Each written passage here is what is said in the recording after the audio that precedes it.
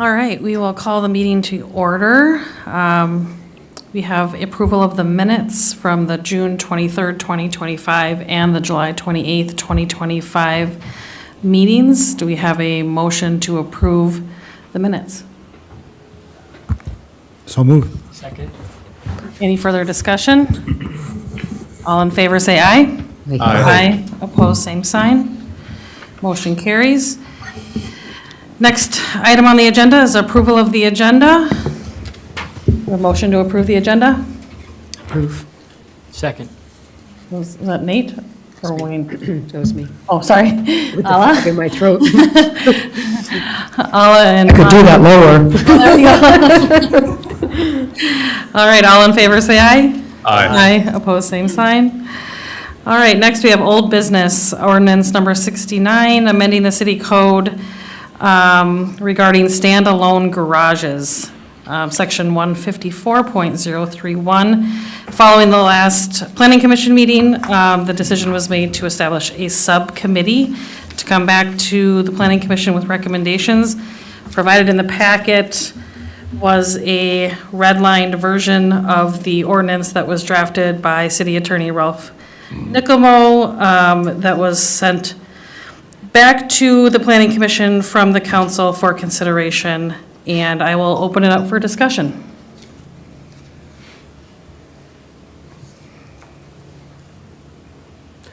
Having reviewed it, and I was not on the subcommittee, so if anybody on the subcommittee wanted to talk about it, I'd hear them out. But I like it. I like the comments that are provided as well that kind of provide some of the rationale. I think those comments should be part of what we send up. I like the edits. I had a couple of questions, maybe something that was discussed by the subcommittee. So outside storage is not allowed. There was some redlining there to allow for some outside storage. It seems like with that, I mean, kind of the purpose of building the garage would be so that you don't have outside storage. So if anybody had a comment on that, I'd be interested in hearing that. And then in the blue lining on page 3, merging the residential garage property with the primary dwelling. I guess if that is possible to do, then I would suggest a limit to 1 per residence on that, and clarify that it's within city limits, although I think that's clearly implicit in the paragraph and probably doesn't need to be added. Otherwise, those are my only 2 comments. I think the subcommittee did a good job. Yeah, I like that addition. I can address the first Okay. question, then maybe Wayne wants to address the second one. With the outside storage, saying no outside storage, period, we seem to be overly restrictive to us to say that you can't store anything on the property anywhere. That's where we added, and what we saw with some other similar ordinances is that they would allow storage if there was, appropriate screening that was approved by the city. But again, that's just a thought recommendation. I have several comments, so I will hold until I put Yeah. them all in one thought, so I'll let Wayne go. Do you want to talk on the last? Could you repeat your question on that? Well, maybe I can talk, well, Well, so I think we had put, the second one, that was about tying, let's say, a standalone garage parcel to a primary residence. And the subcommittees, and this is just one shot, this might not be the only way, and I hope we reflected that in the comments, but somehow if you could tie a standalone parcel to someone who's actually connected to the community, so it's not owned by somebody living in, let's say, the Twin Cities, who's not watching it, controlling vectors, letting it go in disrepair. That was the intent there. Yeah. And maybe that's not even a feasible way to do it. This is just for the council to consider as well. If it's possible, for what it's worth, I like that. I like that this garage thing is then a benefit to residents. It's something we don't have to, the city doesn't have to allow it at all. So to allow it for people who we know are local, going to take care of the property, that's one of the major concerns with these garage things, is that the property is going to fall into disrepair. So having it attached in name only maybe to local residents here, while allowing them to be non-adjacent, I think that's a fair compromise. But I don't think that it's possible to have how you've drafted it here. Like, I don't think you can tie the parcels together, I don't know. But we could have a requirement that any applicant for a conditional use permit under this code would have to be a resident of the city of Fergus Falls. But you're not going to tie the parcels together. Yeah, you wouldn't go into the GIS and have them have a shared parcel or anything like Right, that. yeah. that's not possible, but you could make a requirement that they be a resident of the city of Fergus Falls. However mechanically or logistically it's done, I think that's a good idea. A few comments that I had. Under section 1D, we took out the language of the height. So it did read that the maximum sidewall height of the structure shall not exceed 19 feet. And it was changed to say, the maximum height shall not exceed the height of neighboring residential structures and shall be in conformance with the neighborhood. That's really ambiguous as to like what are neighboring structures? Is it like a house a block away from me, 2 blocks away within my neighborhood? Is it adjacent to? So I like the hard feet, like I like the 19 feet. Because otherwise it's like, well, there's one 3-story house in my neighborhood, so I can make this garage 30 feet or 50 feet, or whatever the height requirement is for the city. So I wouldn't want a 3-story garage next to me, even if I have a 3-story house.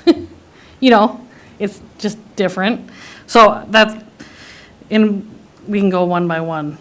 If we want to talk about that comment first, or do you want me to keep? I think the subcommittee's intent was, rather than put a specific number on it that might not fit all situations, have it open and have a similar process to what, when Mr. Reinertsen came in during the last, I think it was 2 meetings ago, and wanted to put a porch on the front.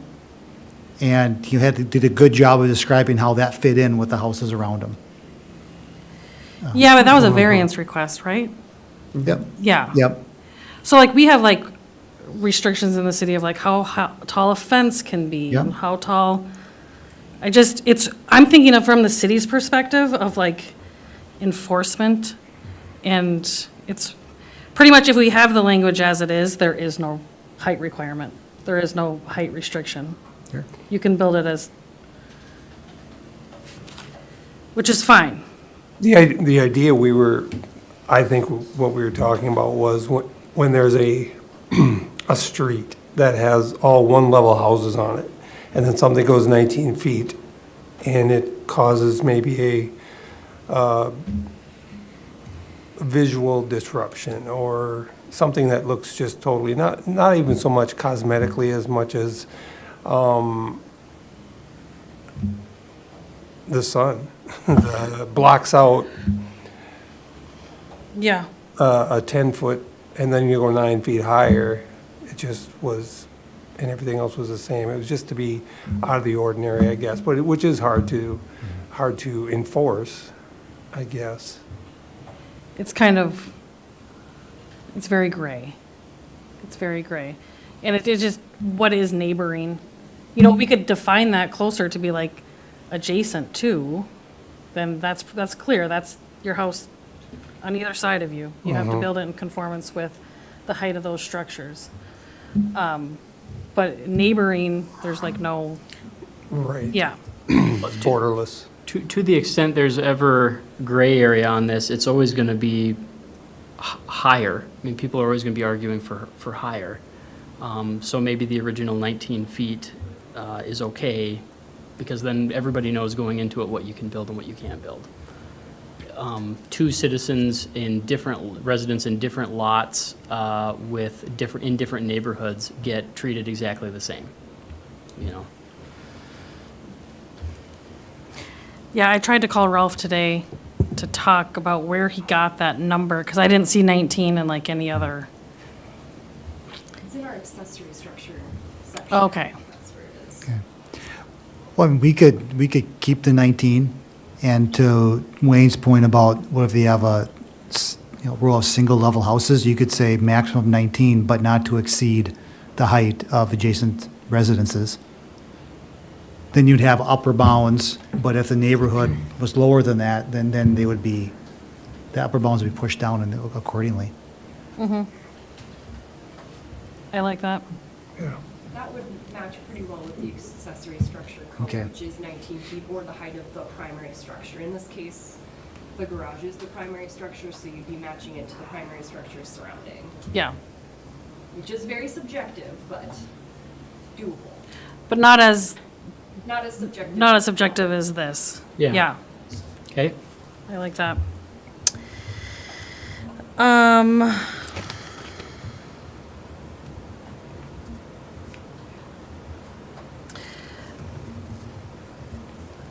I guess it came back to us, the next change is it came back to us from city council saying that outside storage is not allowed, period. And we changed language as was already stated, allowing outside storage, but not in front of the building. This is one of the, I think this is one of the main concerns with these garages, right, in residential, is that we drive around, anyone can drive around Fergus Falls right now, and there are residential homes that have a lot of things outside. And when you have a garage that is storage, there's a possibility that people are storing things there, right? So I'm a little concerned to allow outside storage from an enforcement perspective from the city, because it's like, where's the line? And if I buy a corner lot, what's the front of the building? You know, like, I don't know. I just don't, I think it should be, Just keep it simple. I think we should keep it how the council sent it to us and to say it's not allowed.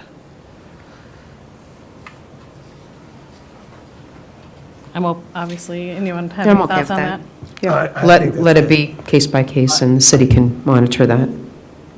Yeah.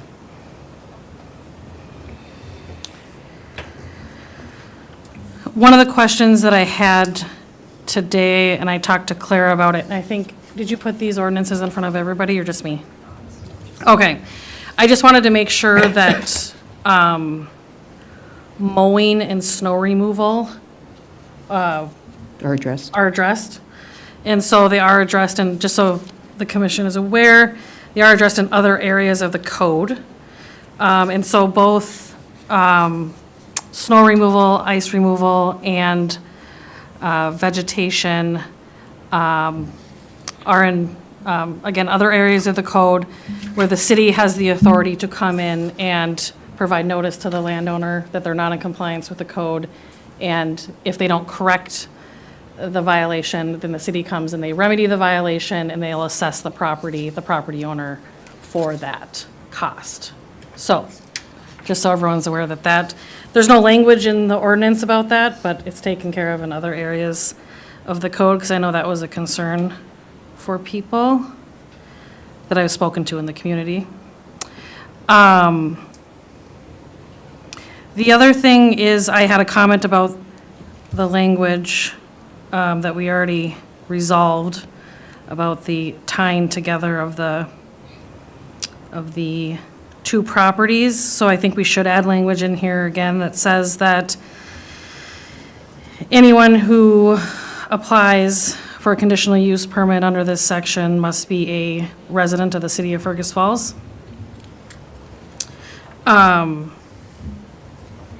And then two other things. There is no setbacks in here. Did you look into that at all, Clara? So, there's no lot line setbacks in this ordinance, so Probably I should think be. that that's something Should be that, in alignment with all other residential yeah, building. yeah. The Because- underlying district. Yeah. Yeah. That could also be a condition, though, on their conditional use permit, right? Then As it far could as be setback. conformative of whatever lot it is, neighborhood, et cetera, because each one of those may vary. Yeah, I think, well, They do vary from like R, yeah, Right. to R2, yep, So maybe that's just best to be a part of the conditions on the permit. yep. And then one other thing to just add under D, the maximum allowable lot size, I'd prefer to change that to a maximum square footage versus dimensional for odd-shaped lots, irregular shaped lots sized. Where? Section 1D, Square footage instead of yeah. lot size. So, I mean, 50 by 150 is 7,500 square feet. So the subcommittee added that just as a tool for the council to use if, you know, they wanted to focus on smaller lots, that would be maybe more appropriate versus, and restrict, you know, standalone garages on larger lots that could have more development potential. This would be a clause where they could do it. Those numbers were like a minimum lot in Fergus, so the council might want to look at what that number should be. I don't know, it should be the minimum, because that's going to be pretty restrictive. Sure.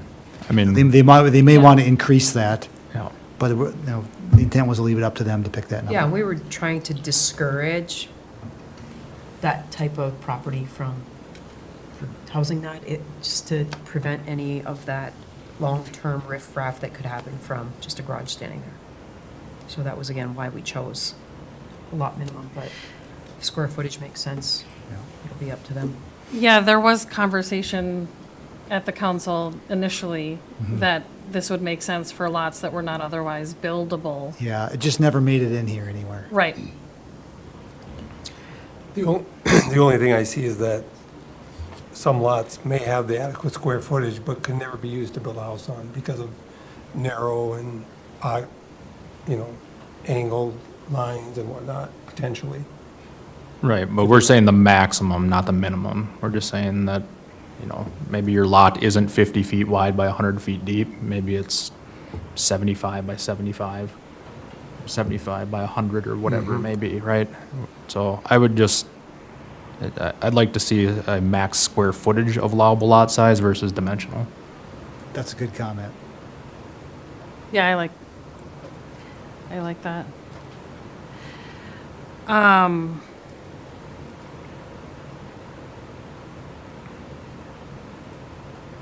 Should we, so we don't really have the information for, I mean, we could do 7,500. You know, another thing we could do is add a sentence to this comment, this PV3 comment that says the planning commission, or the council should consider dimensional or square footage requirements. I don't know, just leave it to them to figure out if this is even a direction they want to go, and then maybe Ralph could answer the question on what that maximum is, you know? But, because I like the idea too, but rather than sit here and try to think of all the eventualities, we could just add it as a recommendation if they look at it.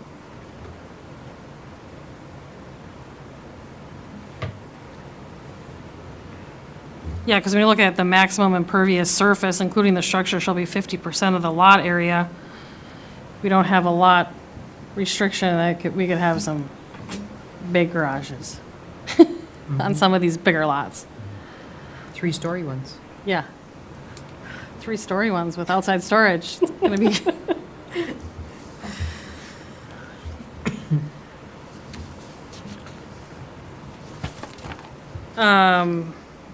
So I am trying to capture these comments. I don't know if anybody else is.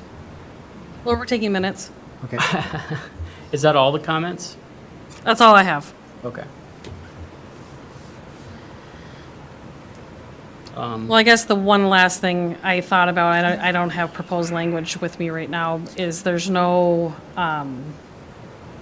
if someone, you know, there's no penalty, I guess, if someone, like, makes a non-conforming, constructs a non-conforming garage. So I was looking at some ordinances today that have some penalty language in them that the city, you know, I mean, it's kind of, the city has the authority, I think, if they're not conforming, to take legal action regardless of whether or not we put penalty language in here, so I don't think it's necessary, but. It's like the penalty for violating a CUP. Well, yeah. So I don't think, like, if someone doesn't use material, or like, you know, it's a metal siding versus mean, the material language in here is pretty vague anyways, I think. But do they have to have a plan together as far as placement and size and stuff submitted as part of the CUP application?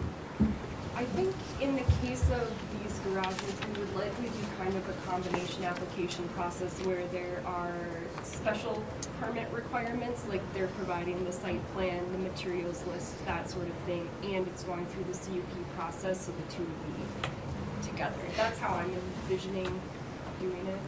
That was another thing that I saw in other ordinances. There was like a list of you will provide X, like the building plan, like all the specs and everything at the time you apply so that the city can ensure that compliance is, there's nothing like that in here.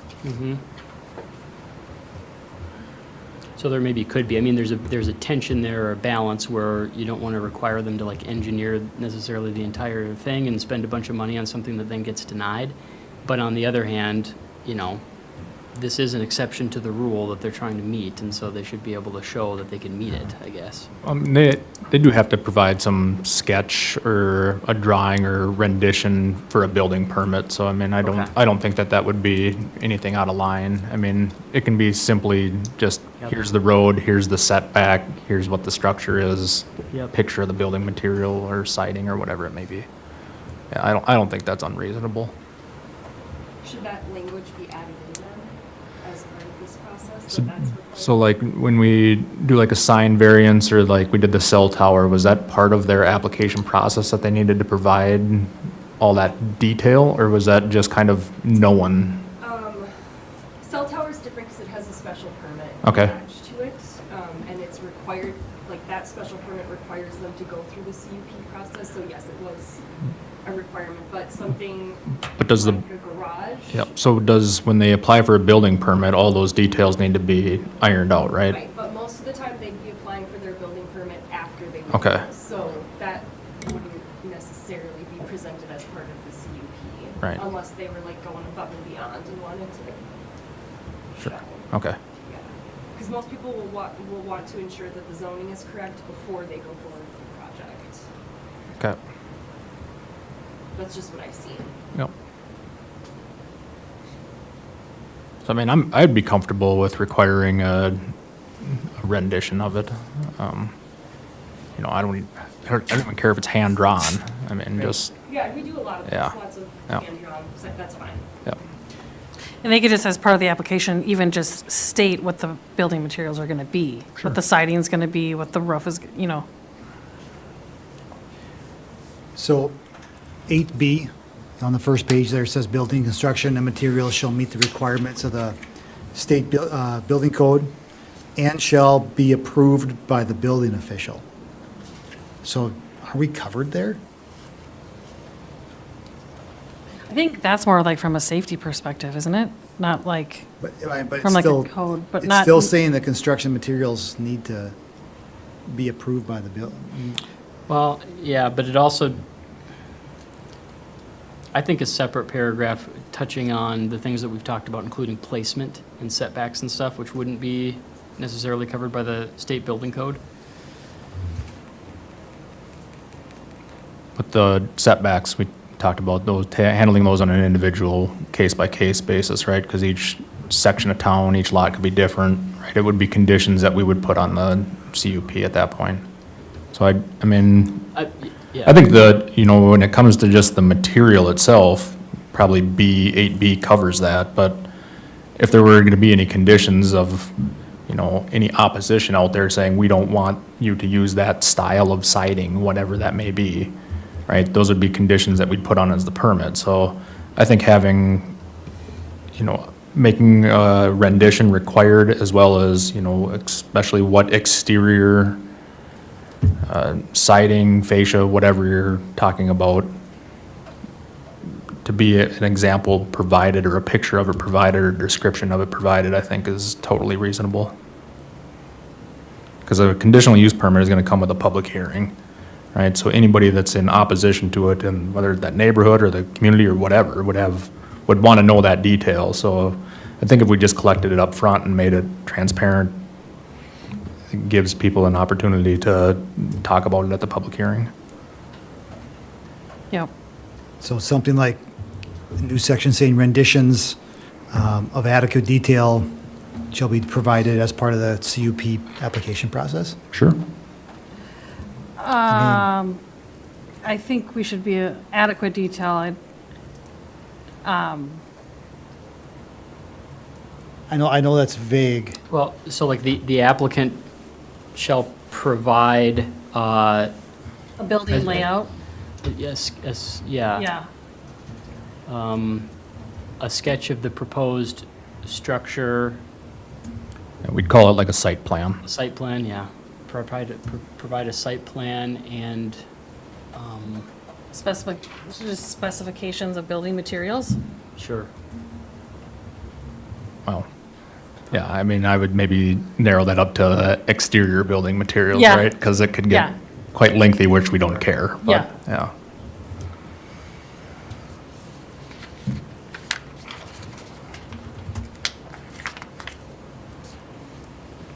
To make it more uniform, would we identify roof, siding, or wall structure so that they actually know what we're looking for, so it's a check system for them?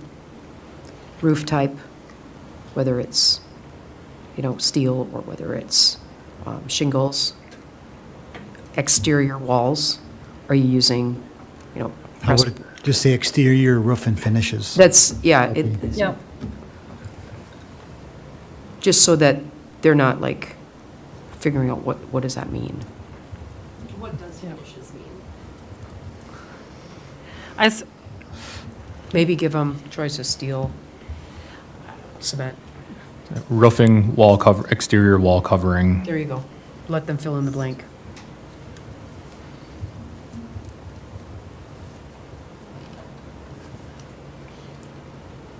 Are we really concerned about anything else besides that? I think the rest of it's really covered. You got that? Got it.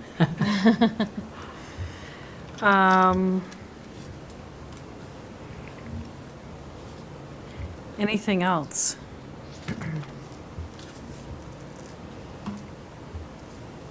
No? You have a comment?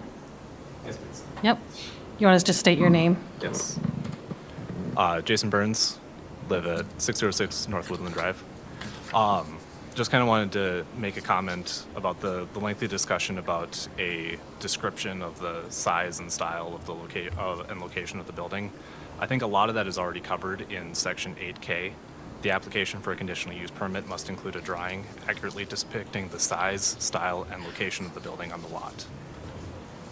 I think from the discussion I was hearing, I think most, if not all, of what was being talked about is already covered in what is written in here.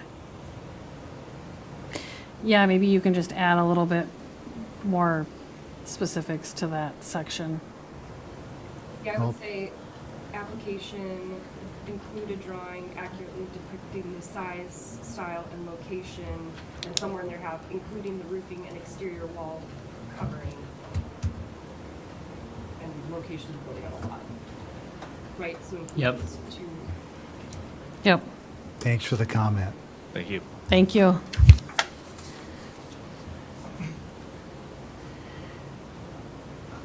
All right, anything else? Would it be appropriate to, I'm trying to figure out where to place the local resident, like the requirement that the CUP applicant be a local resident? So I think it's page 3, that blue language.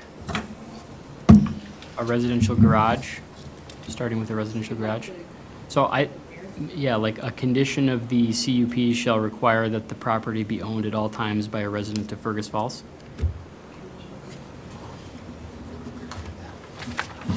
The tough scenario that the subcommittee talked about is, let's some- say Uncle Joe passes away and his niece down in the cities inherits it. The day that happens, they're now in violation. So to require that for all time is tough, I think. At least if we require it at the time of application, that helps us a little bit. But I don't know, tough to do it in perpetuity. Well, and then the example I gave last time, so if you're maybe a snowbird, you rent, so you don't have the maintenance aspect. If your primary residence happens to be in Florida, there's a lot more tax benefit to being a primary resident in Florida than Minnesota. So, but maybe you spend 6 months out of the year living here. I think that's very hard to police. I mean, I'm okay with tying it to a resident on the initial application. I mean, however we want to move forward with it, I'm okay with that. I'd prefer it to not even be in there, but I understand the concern.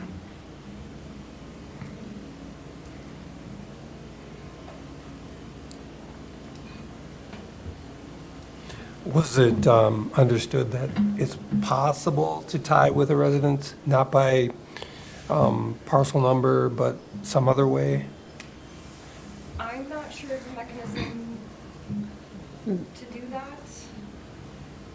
And I'm just thinking about it from, the way that we work with properties currently. There's almost no way for like me to track that so-and-so owns a house over here and they also own this property over here, and to be able to look at records and know that in any kind of easy way.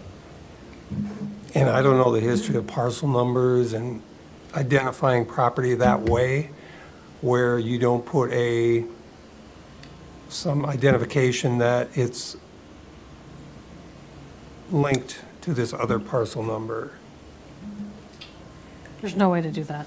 Okay. I'll tell you, there's no way to do that. So if there's no way to do it, then maybe we just revert to at the time of application. Resident at the time of application, and from there, we just decide that we can't police it anymore. And it'll achieve the goal that I think, but we're not going to be able to make it perfect. Right.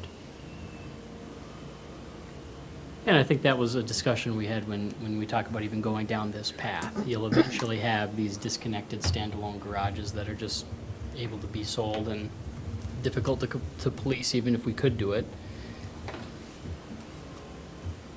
But if we're going to do it, then I'd like to say at the time of application then, so that there's something there, some nexus to the city, some nexus to, Maintenance and yeah, you're upkeep and- not coming here just to, use the city for your storage unit. It's, you've got your situation with your house and your other property, you want to build a garage. It's a kind of a benefit to a resident, at least at the start.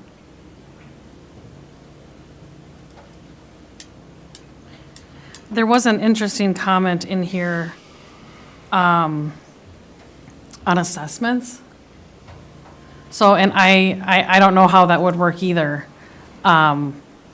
Because, so typically, an assessment is unlawful if the increased benefit of the improvement does not exceed, that it does exceed the assessment. So if you're assessed $10,000, but you only have a benefit to your property of $5,000, that's an illegal assessment because you were assessed more than what your property was benefited. So when you have a garage that has less value, there's a possibility that the city could have issues with assessing that property because it's not bringing the amount of value that it would maybe bring a residential home. Does that make sense? But wouldn't that exist today with it just being a vacant lot?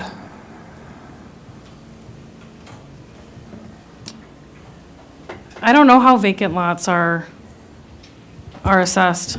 I am not gonna pretend to be an expert on assessments. Yeah. I do know that a lot of the time assessments come into play, at least in areas of town where we know that there's, like, I'm thinking of Progress Drive, right? So we have lots that have been improved, or there is infrastructure to those lots, but they haven't been built on. And the way that we have those set up currently is that assessments are not put online, so to speak, until a building is there and they're connected to those utilities. Right. So I suppose there could be an instance where somebody builds a garage and they do not connect to utilities. They're not using sewer or water. Yeah, I would wonder, how does that assessment process work? So I would hope that maybe when this gets back to the council level, they would address that question. Yeah. That was one thing that just came in my head when I was reviewing it today. I was like, oh, I don't know how that would work. All right. So next steps, So next steps, I think. we had 60 days. Yep, I think what we would need to do is, Sarah, maybe you and I work together on capturing all of these thoughts into like a memo situation, and then either have Rolf draft a version of it that's been agreed to by the planning commission here at this meeting, and then send that on to council, or just send the memo that has the changes and updates that planning commission is suggesting. I think it would be beneficial to send a draft back to them versus a memo. Then we can work on getting that memo drafted and then have Rolf incorporate that language into your draft. Then would we have to wait until next month to approve it? Well, I think you'd have to all agree that you are at a point where you're happy with your suggestions, and then just trust that everything's getting into that memo appropriately, and then council's just gonna have to take it from there, unless we have a special session. I think we should vote on it now and send it to council. I mean, we've discussed this for how many months? Right. I think we're in alignment here. Yeah. Yeah, Paul, I mean, if we could do a motion, Paul, could you just recap all the changes and proposals that you've maybe had an opportunity to grab, and we'll offer clarification? I'll fumble through them. Okay. But, so as, you know, so the deviations that I have from what was in your packet would be altering the maximum allowable lot size from like a dimensional size to a square footage. Leave it up to the council as to what that should be. We are going to add back in the maximum height of 19 feet, and/or in conformance with the adjacent residential properties. Does that mean not to exceed? Yeah, I think that's, or not to exceed the height of the adjacent residential properties, in the case that you have, let's say, single level. Yep. Yep. Okay?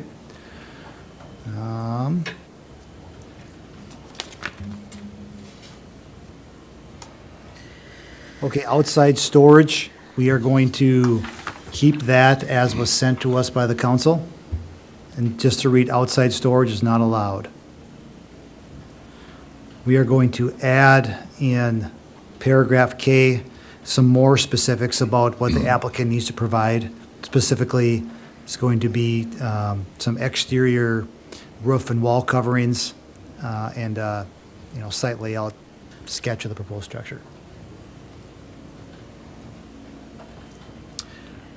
The paragraph in blue that we added towards the end about tying parcels together will be struck, and we'll change that to a requirement that the applicant be a resident of the city at the time of application.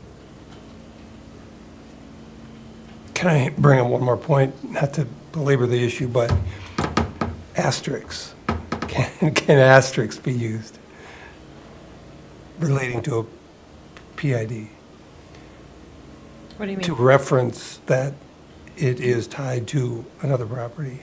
I mean, when you say you cannot tie parcels together, I think that's what you said, right? Yeah, that's what I said. Yep. Well, I don't really know what you mean by tie them together. Well, Maybe, but you can't, somehow identify them as one ownership.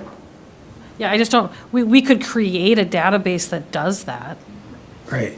but there's no existing database that I'm aware of. You can go on the Otter Tail County GIS, and you can, I can type in your name, and I can see what property you own. Is that what you're meaning by tying together? But that's me, you have to go and you have to do that search, and you have to look it up. But the city and the county aren't maintaining, They just have to They show just proof that show they're residents who of the the owner city. is, yeah. Bring a utility bill By name. Yeah. by the name of the applicant. they would have to tell us where they live in the city of Fergus Falls. Yep. They'd have to have a primary residence in the city of Fergus Falls. Right, I'm saying after the fact to identify, if you're looking up a parcel number, if there was an asterisk by that parcel number. Where are you looking it up and who's maintaining that? Well, I look from a real estate standpoint, I Yeah. always look up parcel numbers. So maybe I'm just thinking from my own, Like I said, when I'm looking for parcels, the only thing I'm aware of is the Otter Tail County GIS. And you can search their GIS by parcel number, you can search by last name, you can search by address. And you can pull up who owns, but like, there's, no one's maintaining a database unless like the city or the county creates it. And I don't think that's, I think that's kind of, I don't know what the purpose of it would be, I guess. yeah, it's on the sales side of it. That's where, So you're Where you- thinking if I own a house yeah, in the city of Fergus Falls and I have a garage on a totally different parcel, that if I sell my house, I have to sell my garage too? exactly. I don't think that's our I don't think we position. can do that. Well, that's where- what it said here. We just didn't Yeah. really cover that. Yeah, I'm in support of that, but I agree logistically, I don't think it can be done. Yeah. I Okay, don't think legally we can do that. fair enough. Unless you had them add a covenant at the time of building, but I don't know that you can. So tell I think if someone had a mortgage on their house, their lender would have maybe a problem with adding a covenant. It just can't be done, and is a reason the council should maybe not go forward with this, but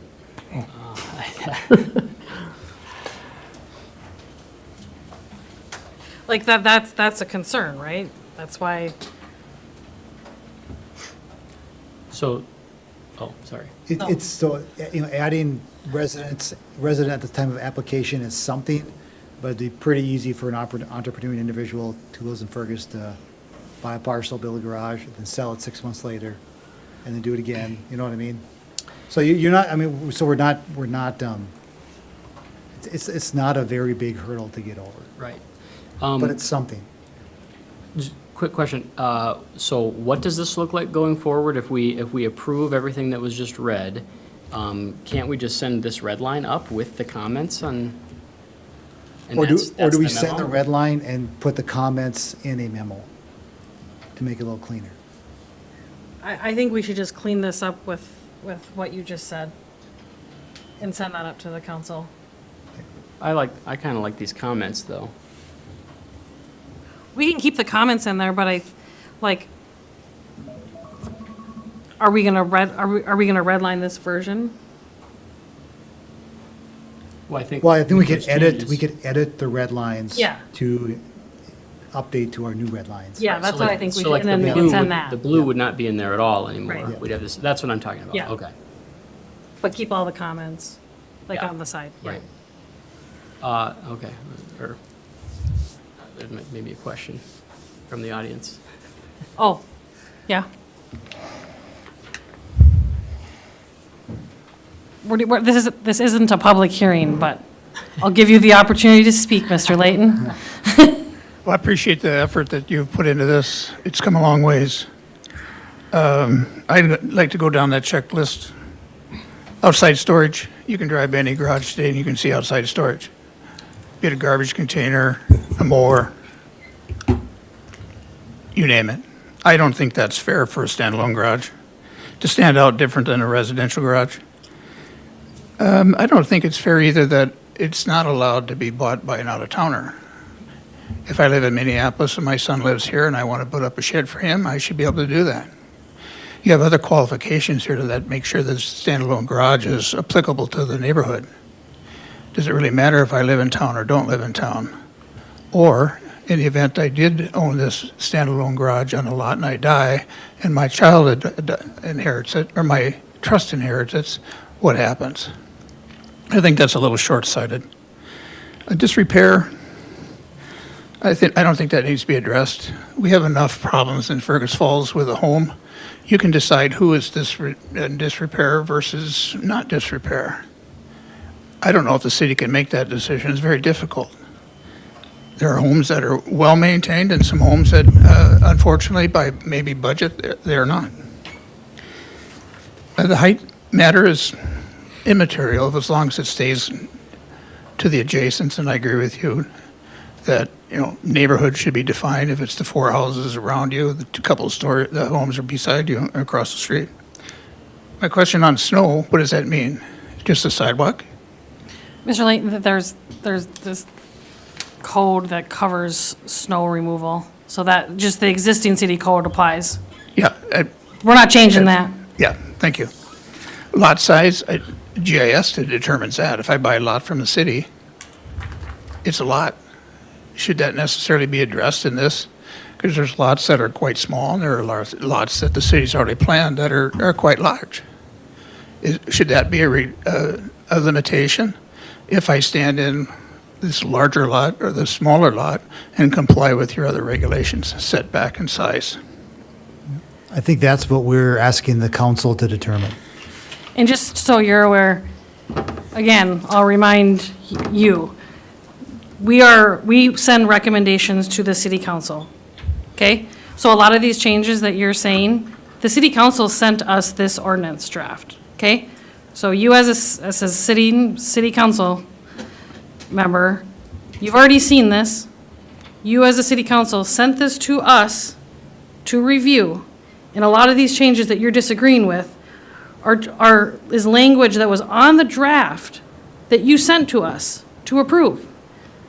So it's just, I'm frustrated. This is the exact nature of my frustration that I've expressed before, is that we aren't changing what the city council, like, it's super inefficient for you as a city council member to come here and to express these sentiments when the city council is the one who sent us this draft.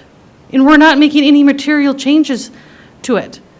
The 19 feet, that was in the draft. The no outside storage, that was in the draft. So, again, we will send this back up to the council, and you can make all of these comments as sitting council member at the time it's in front of you as a council member. But I don't think it's appropriate for you to come here and talk. I don't know if you're here as a city council member or in your personal capacity, but if you don't agree with the draft that council sent to us, then that's the essence of my frustration. It's super inefficient. If the council's gonna send us something to review, there needs to be a consensus. Because it's a waste of our time to review something if you guys don't have a consensus on what you agree to.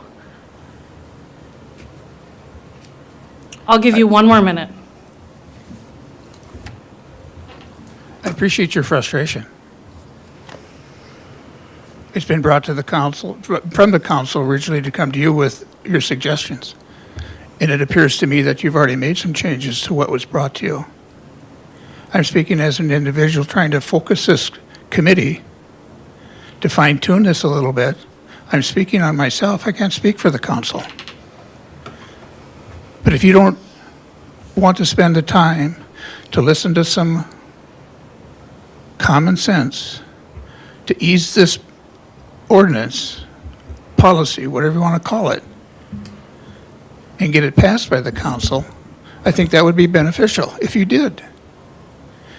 They came to you to set the policy. That was the intent of this committee.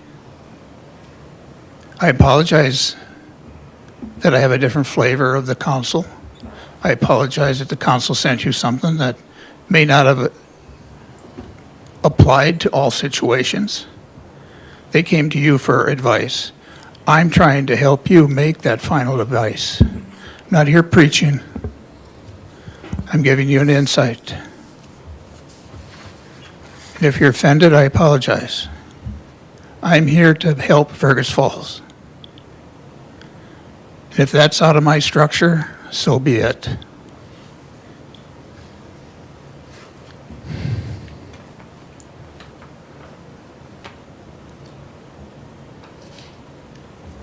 I think I spent my minute. Thank you very much. Thank you.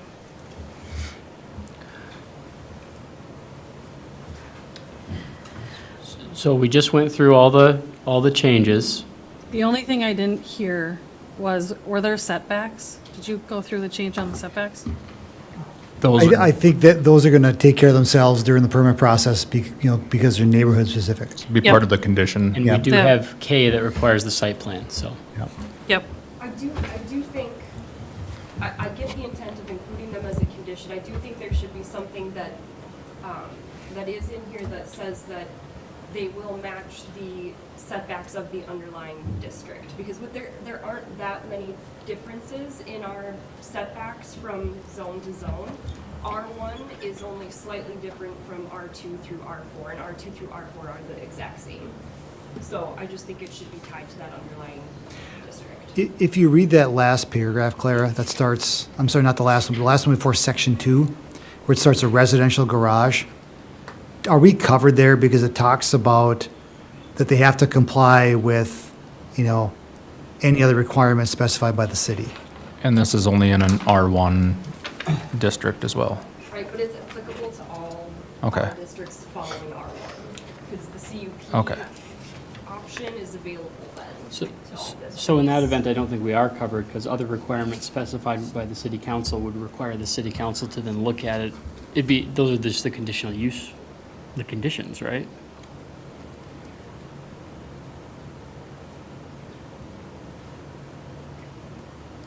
Yeah, It would be easy to add. That's like a one-sentence clause add, Yeah. Clara. It's super easy to put in there. Doesn't hurt us at all. Yeah, just say the setback shall conform with underlying setbacks required by the zoning district. Okay, so there's been enough interim discussion that I think we should go through these again. So we have on section 1D, lot size square footage with our comment there that advises the council look at that. Section 1E, 19 feet not to exceed the height of neighboring adjacent primary residential structures. Everything else as presented. Paragraph H, outside storage not allowed, go back to that. I'm sorry, I do have one other, with F, why was 20 feet versus 30 feet? You can't fit a car in a 20-foot garage anymore.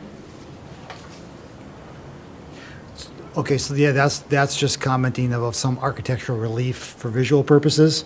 Right. We can put that back to 30. The ones that we had reviewed were more like 20. Okay, It's not saying you can't build walls.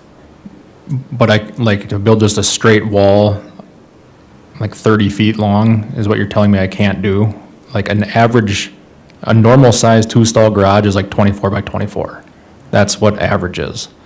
So if I can't exceed 20 feet without doing a bump out, then that's just unnecessary added cost. I would I'd be fine much going rather with- see that at 30 feet. 30 would be fine. Yeah. I mean, I don't think the subcommittee would have a concern with that. Okay. Okay, so. Sorry, I didn't catch that earlier. That- Yeah. D was the square footage with the comment. E was 19 feet not to exceed the height of neighboring adjacent primary residential structures. F, go back to 30 feet rather than 20 feet. H, outside storage is not allowed, period, removal of that's what the council sent us. And elimination of the blue language at the end saying that the applicant shall be a resident of Fergus Falls at the time of the application. And that's my motion to approve And the that. lot lines. We forgot the lot line again. Just the language that I. Go ahead. That was right before he started in, so yeah. Yes. And the lot lines, or the setbacks rather, will comply with, or will conform with the underlying residential district. Yes. Motion.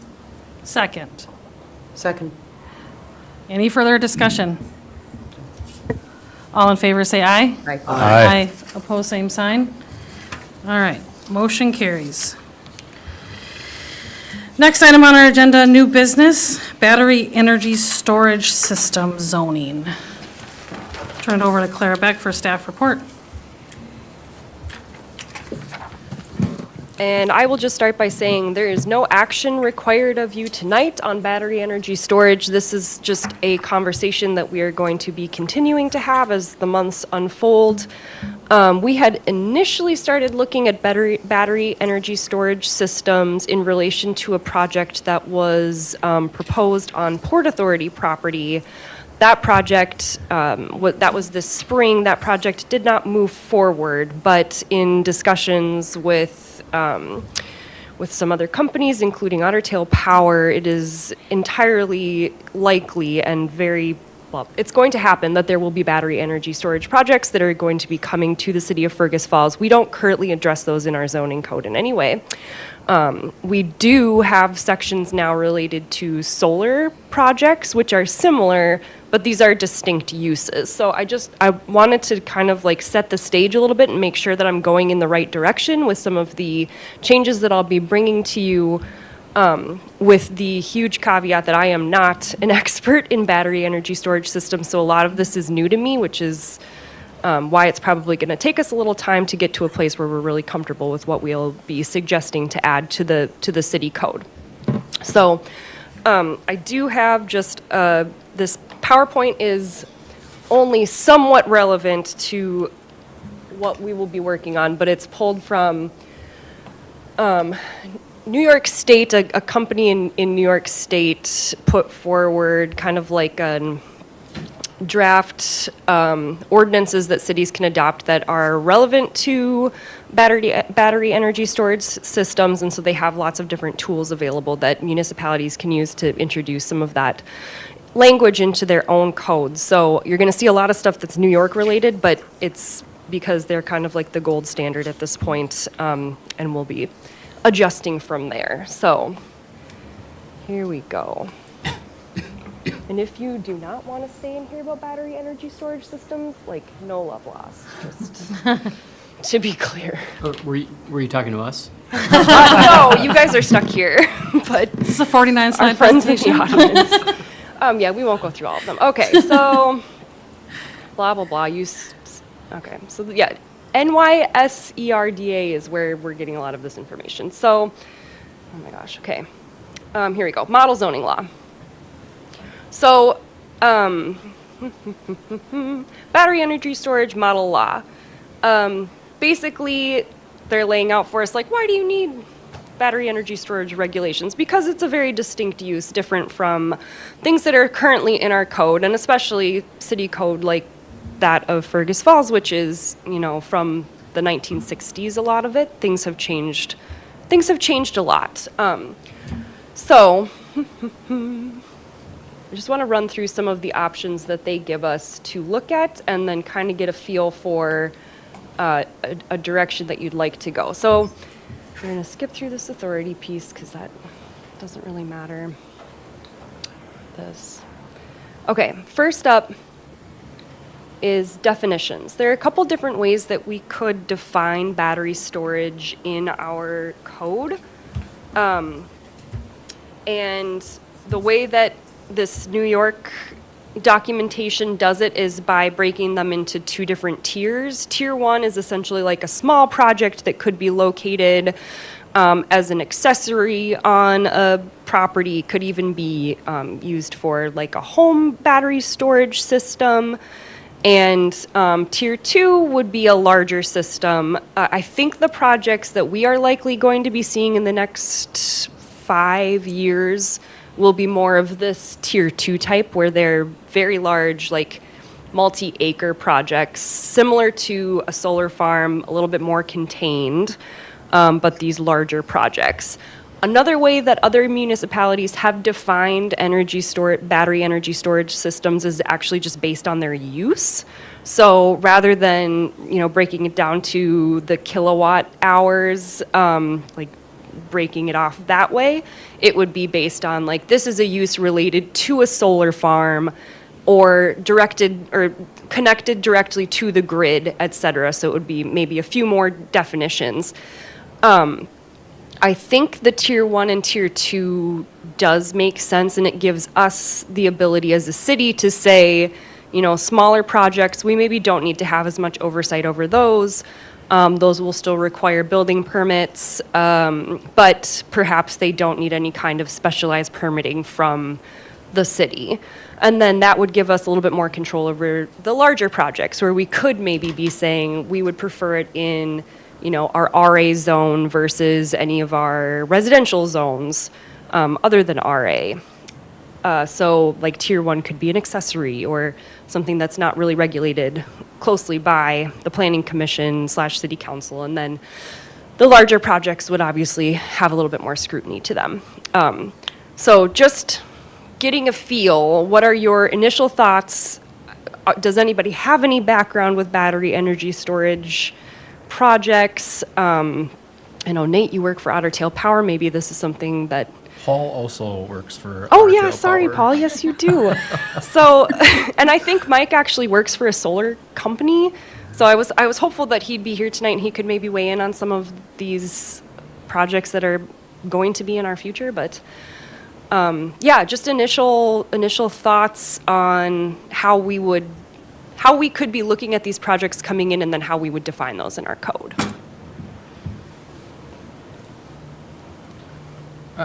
I mean, it's going to probably end up being very similar to what has been done in the past, and whether it's a industrial location, like similar to our substations, similar to like what we would have in a solar field, what the Hoot Lake plant used to consist of, et cetera. So, I mean, you're not going to see these, at least initially, just like pop up in a neighborhood, right?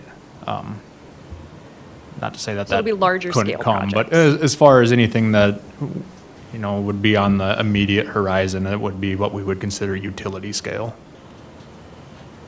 Anything smaller than that would probably have to integrate with our existing distribution infrastructure, which, we would probably just consider that as part of, covered underneath our franchise agreement that we'd operate under with the city. So think of like the transformers in your backyard, the poles in the boulevard. Those would be equipment and apparatuses that would kind of have to fit into that framework and not be disruptive to the neighborhood. Okay, so let's say that there is going to be a project that is small in a residential neighborhood. Right now, in our solar ordinance, we state that like a rooftop solar project, something like that, does not require any kind of special permitting. It's just considered to be an accessory use in our zoning code, and they just have to follow, like the building inspector would have to go and ensure that everything's, up to code that way. Do we feel comfortable with a definition then of maybe these tier one storage systems that would be smaller, matching them to that kind of accessory use where they'd be on the same parcel as, say, a home or a small business, and we wouldn't consider them to be we wouldn't require them to have separate permitting?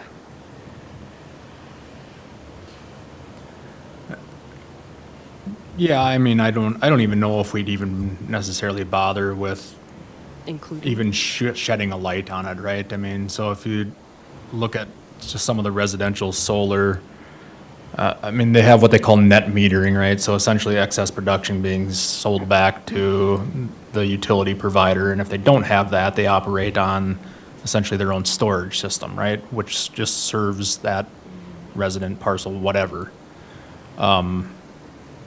It's small enough that I don't really think that we would even care, right? It should be covered underneath state electrical code, building code, et cetera, that really it isn't necessarily a zoning. Well, issue, so to but- that end then, in our solar zoning code, would we potentially consider removing residential storage from having to be considered under the zoning code? Or do we leave it in because it gives people a path and they see, like, oh, I could do this? I could Well- go either way. That gets tricky, right? So like, Otter Tail Power uses your water heater as technically a battery because you can store energy and then release it over time while we control the energy, right? So like, we control water heating. We're not allowing you to charge or heat your water, but you're releasing what you already have charged, right? It's essentially the concept of a battery. So when you talk energy storage, I mean, I get what the consensus is, like what we're aiming to get at here, but there's more unconventional type energy storage that fall into this realm. So it just depends on, what are we ultimately concerned with as a community? And I'd say would be what we would define as the utility scale type storage stuff, right? Okay, yeah. I mean, feel free to, Paul, jump in or disagree. I mean, So, I mean, so my suggestion would be focus on tier two and develop what we think would be appropriate for tier two.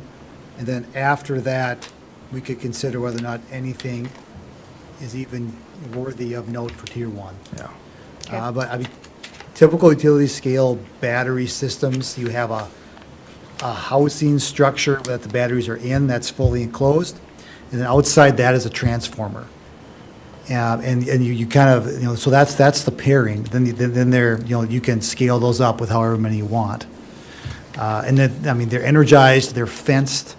This isn't something that utility companies are going to want to put in the residential area, just for security purposes, Okay, you know. thank you. Okay.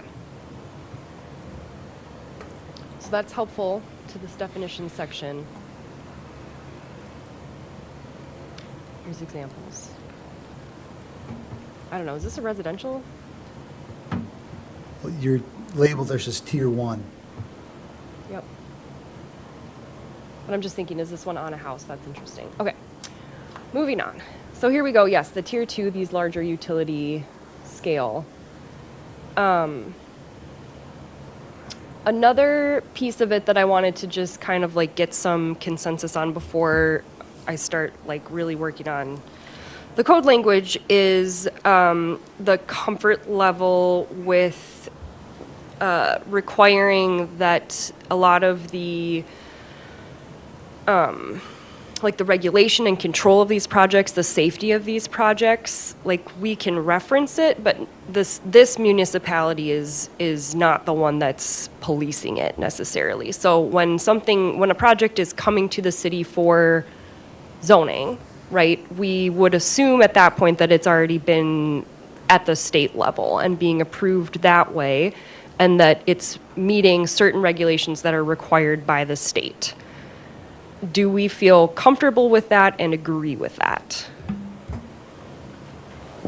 Is that the reality? I'm thinking about the Hoot Lake Solar Project, which I know is slightly different because solar and these two things are distinct uses, but when that project came to the city, it had already gone through a lot of its initial permitting through the state process and then had come back to the city for the zoning part of it.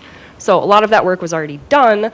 The city held certain public hearings that were required by the state for the process to move forward because it is the municipality in which the project was occurring. I don't know that those sorts of requirements would be the same for battery energy storage, but as long as we're at least referencing the fact that these projects are being reviewed at the state level and permitted at the state level, are we comfortable with that level of oversight? Well, that's a fairly ambiguous statement. So I could envision a day where a lot of our projects aren't going to be permitted at a state level because they don't meet a certain threshold of Okay. energy storage capacity, right? So I don't know, Paul, you're probably more on the So regulatory we have that today, side. like on the So solar site, anything less than 50 megawatts is not regulated by the State Utilities Commission. It is regulated by the local government unit, which would be the city. So for Sure. solar, the cutoff's 50 megawatts. I Yeah. don't know what it is for battery storage offhand. Right. But it might be, it's in the neighborhood of megawatts. It's not kilowatts. So there, you know, the way this is, or the definition of tier one and tier two, there's probably a gap in there. Okay. So we would want to understand what that level of megawatts is at which a project would be permitted by the state versus permitted by the RGU. Yes? Yep. Okay, that's helpful.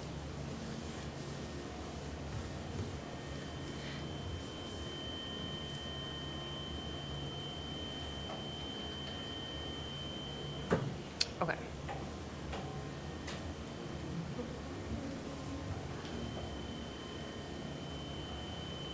Yeah, so the model is suggesting that you do have permit requirements for tier one. I think what I'm hearing is that maybe we can mention that they're allowable under city zoning code, but that's kind of the end of our permitting, and we just don't have that requirement in there, and then tier 2, we would ensure that our definition of a tier 2 is accounting for any gaps that might appear here, and then taking into account where Minnesota would step in for permitting. So that's helpful.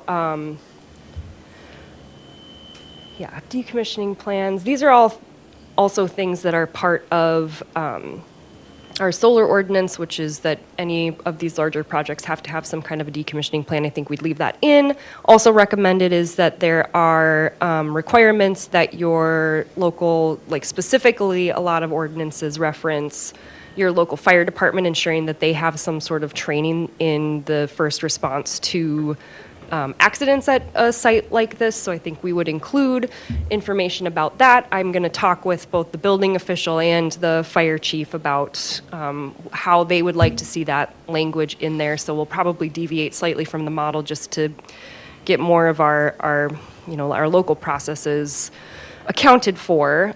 Does everybody feel like that's reasonable to do? Yeah, okay. And I think finally, I just wanted to talk a little bit about if there are any, so the code that's the model code does not really account for zoning for the larger projects. So it's just not really mentioned. The smaller projects, it does have language in there that they'd be allowed in any zone. With the larger projects, when they are kind of this more utility scale, at least for our solar code, we are restricting those to RA districts only, so residential agricultural, which kind of by definition is putting them toward the edge of town in areas that are maybe more recently incorporated.